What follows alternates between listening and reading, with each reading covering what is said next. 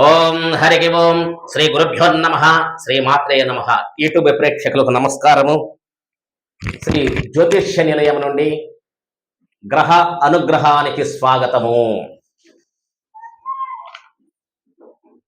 మే 15 నుండి 31వ తారీఖు 2025 మిథున రాశి వారికి ఏ గ్రహాలు ఎటువంటి ఫలితాన్ని ఇస్తున్నాయి అనేది తెలియపరుస్తున్నాము. మిథున రాశి వారికి వ్యయస్థానంలో రవిగ్రహం ఉన్నాడు. వ్యయస్థానంలో రవిగ్రహము ఉండటం వలన చేసే వృత్తి యందు ఆటంకాలు కలుగుతాయి.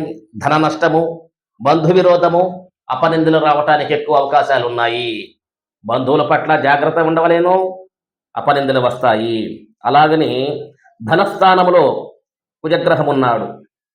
చేసే పని యందు స్థిరత్వము అనేది చిక్కక మనసు అకారణంగా దుఃఖించును. ధనము వచ్చిన ధనం అంతా కూడా ఖర్చు అయిపోతున్నది. అలాగని లాభస్థానములో బుధగ్రహం ఉన్నాడు. విశేషమైనటువంటి ధనయోగం కలుగుద్ది, అందులో సందేహమే లేదు. బ్రహ్మాండంగా డబ్బులు పుష్కలంగా వస్తాయి. బుధగ్రహము విశేషమైన లాభస్థానంలో ఉన్నాడు కాబట్టి ధనము, ధాన్య లాభము, రాజకీయ నాయకులకు విశేషమైన మంచి యోగకాలం అని చెప్పవచ్చును.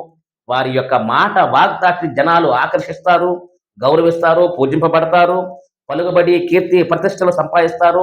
ఇంజనీర్లు, డాక్టర్లు, లాయర్లు, ప్రభుత్వ ఉద్యోగం అధికారులు, ప్రైవేటు ఎంప్లాయీస్, రియల్ ఎస్టేట్ వారు, ఫైనాన్స్ చేసే వారికి కూడా విశేషమైన యోగం అని చెప్పవచ్చును. లాభస్థానములో బుధగ్రహం ఉన్నాడు. బుధని అనుగ్రహం వల్ల విశేషమైనటువంటి సంపాదన బాగా వస్తున్నది. మనశ్శాంతి అన్నీ కలుగుతాయి. అలాగలే జన్మములో గురుగ్రహం ఉన్నాడు. పదవి గండము. మనం చేస్తున్న ఉద్యోగానికి ఎవరొకరు ఎసురు పెడతారు, దానికి కొంచెం జాగ్రత్త వహించవలేను. అలాగనే వచ్చిన ధనమంతా నాశనం అయిపోతున్నది. అకారణంగా బాధింపబడతారు. అలాగని శనిగ్రహం కూడా దశమ స్థానంలో ఉన్నాడు. శనిగ్రహము దశమ స్థానంలో ఉండటం వలన పదవిని కోల్పోతారు. మనసు స్థిమితంగా ఉండదు. బాధ ఎక్కువగా ఉంటుంది. మనసు అకారణంగా దుఃఖిస్తుంది. అలాగని రాహుగ్రహం కూడా దశమ స్థానంలో ఉన్నాడు.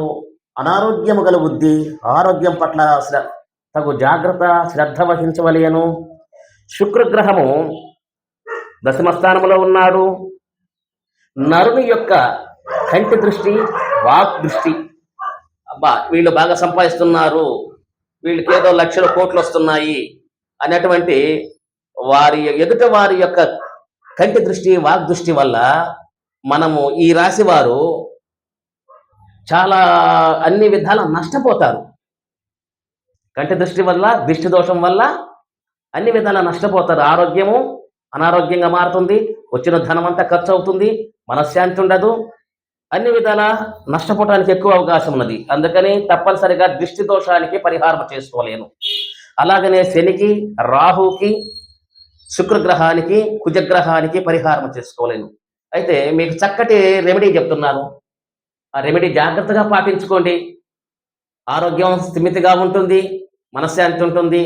పదవికి ఎటువంటి పదవి అంటే మీరు చేస్తున్న ఉద్యోగానికి ఎటువంటి ప్రమాదం లేకుండా రక్షణ కలగటానికి అవకాశం ఉంది. అన్ని విధాల ధనము, ధాన్యము, సంపదలు, మనశ్శాంతి, ఆరోగ్యం అన్ని చక్కబడతాయి. నేను చెప్పిన రెమెడీస్ తప్పకుండా చేసుకోండి. గోధుమ రొట్టెలు కానీ, జొన్న రొట్టెలు కానీ, ఏదైనా రొట్టెలుగా ఉండేవి నల్లని కుక్కకి ఆహారంగా తినిపించండి. తరువాత వచ్చేసి నల్లని కుక్కలకు మాత్రమే తినిపించాలా. ఇంకే కుక్కలకు తినిపించినా అంత రిజల్ట్, ఫలితం రాదు.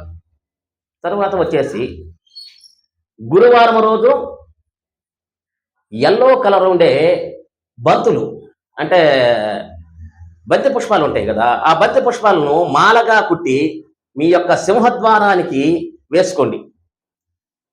మీ యొక్క సింహద్వారానికి మాలగా కుట్టి వేసుకోండి. గృహములో కూడా ఆ బంతి పూలు ఎల్లో, పసుపు రంగులో ఉండే బంతి పూలు మాత్రమే. కారప బంతులు పనిచేయవు. పూజా మందిరంలో కూడా అలంకరణ చేసుకోండి. అంటే పూజగా వాడుకోవద్దు, బంతి పూలు వాడకూడదు. పూజా మందిరంలో అలంకరణకు మాత్రమే చేసుకోండి. నాలుగు మూలల్లో కూడా బంతిపూలు అంటే ఎల్లో కలర్లో ఉండే బంతిపూలు నాలుగు మూలల్లో నాలుగు పెట్టేసి చిటికెడు పసుపు దాంట్లో బంతి పుష్పాల మీద వెయ్యండి. శనివారం రోజు మాత్రం నల్లని కుక్కలకి గోధుమ రొట్టెలు ఆహారంగా తినిపించండి. మీకు బ్రహ్మాండంగా దివ్య క్షేత్రంగా ఆయురారోగ్యంగా వర్దిల్తారు. తిరిగే లేదు. బ్రహ్మాండంగా అద్భుతంగా చక్కగా మీకు కలిసి వస్తుంది. మీకు కలిసి వచ్చే డేట్లు కొన్ని చెప్తాను, అవి కూడా చేసుకోండి. మే నెలలో 16వ తారీఖు, 17వ తారీఖు, 18వ తారీఖు, 23, 24, 25, 26 బాగా గుర్తుపెట్టుకోండి అయ్యా. 16వ తారీఖు, 17, 18, 23, 24, 25, 26 ఈ డేట్లలో నూతన వ్యాపార వ్యవసాయ ఉద్యోగం చెయ్యండి. నూతన ప్రయత్నం ఏదైనా చేసుకోండి. వివాహము, విద్య, ఉద్యోగము, ఏదైనా భూమికి సంబంధించి ఏది చేసినా కానీ విశేషమైనటువంటి యోగం మీకు లాభం కలిసి వస్తుంది. సుఖినో భవ.